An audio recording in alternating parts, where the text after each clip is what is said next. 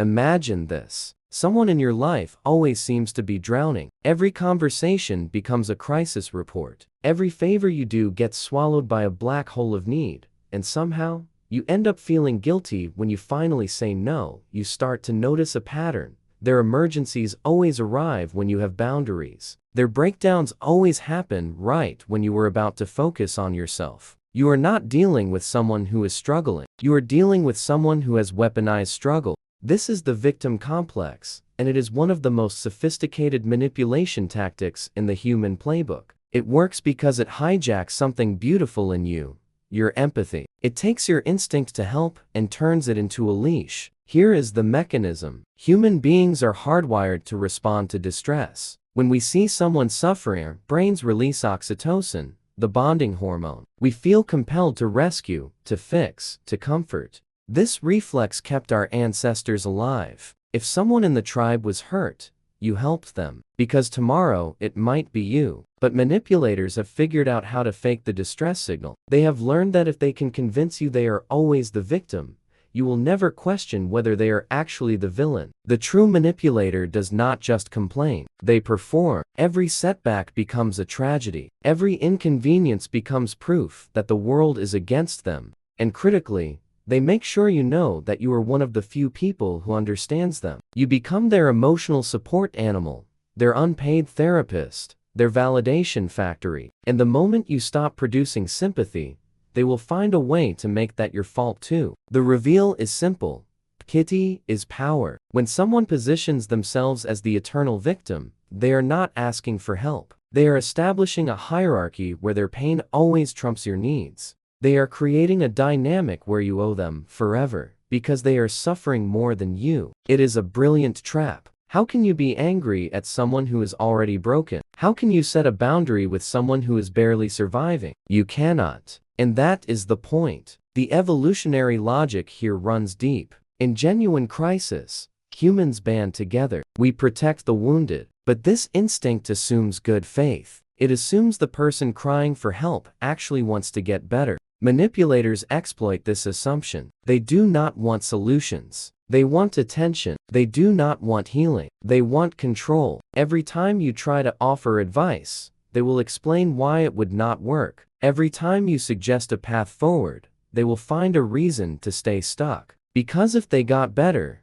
they would lose their leverage over you. Let me paint the picture more clearly. You know that feeling when you are talking to someone and you realize you have heard this exact story before? The boss who wronged them, the friend who betrayed them, the family that never understood them. At first, you sympathize. By the 10th repetition, you start to wonder. By the 20th, you realize they are not venting. They are rehearsing. This is their script, and you are the audience that gives them the reaction they crave. The language they use is a tell. Notice how they frame everything. Life happens to them. They are never the agent, always the patient. Things are done to them. Circumstances conspire against them. Other people are always the problem. They were misunderstood, overlooked, abandoned, betrayed. The story never changes, only the cast. And if you stick around long enough, you will eventually become part of that cast. You will become the next person who let them down. This is where the cynical truth emerges.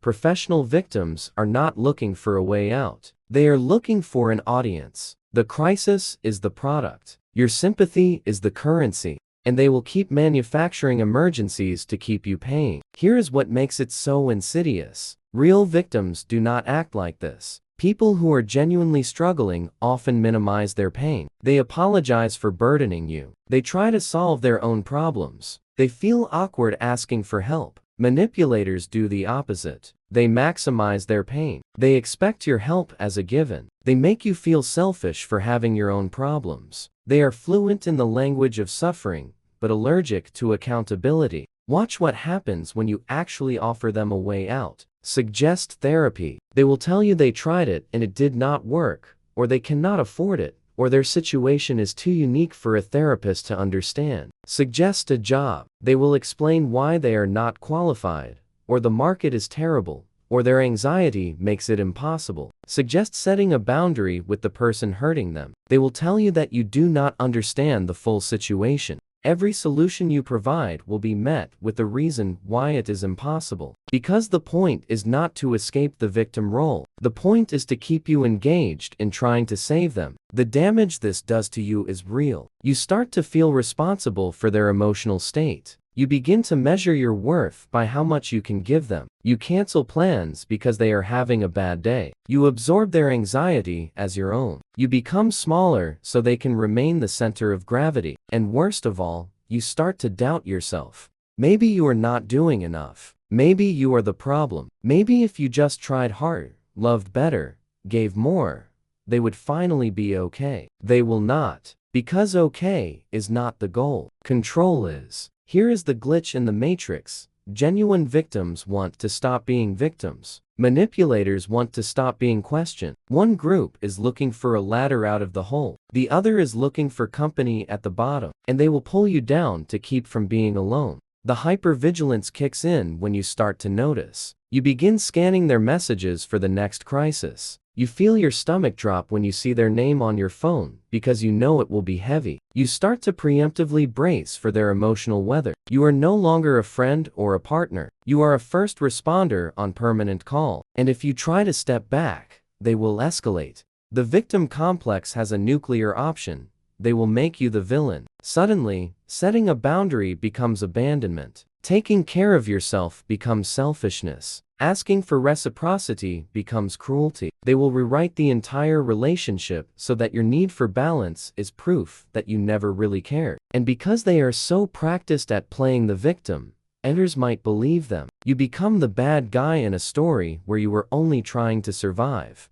The takeaway is brutal but necessary. You cannot save someone who is using their pain as a weapon. You cannot fix someone who has built their identity around being broken. And you are not responsible for managing the emotions of someone who refuses to manage their own. Real compassion is not endless tolerance. Real love is not letting someone drain you dry. There is a difference between supporting someone through a hard time and being held hostage by someone who has turned suffering into a lifestyle. If someone in your life only shows up when they need something, only talks about their problems, only values you for what you can do for them, you are not in a relationship. You are in a transaction, and the price is your peace. Walk away. Not because you do not care, but because you do. Not because you are cruel, but because staying is killing something in you that you will need for people who actually want to heal. The professional victim will find another audience. They always do. Your empathy is not a resource to be mined. It is a gift to be given to those who honor it. Stop letting people weaponize your kindness. The moment you realize someone is performing their pain rather than processing it,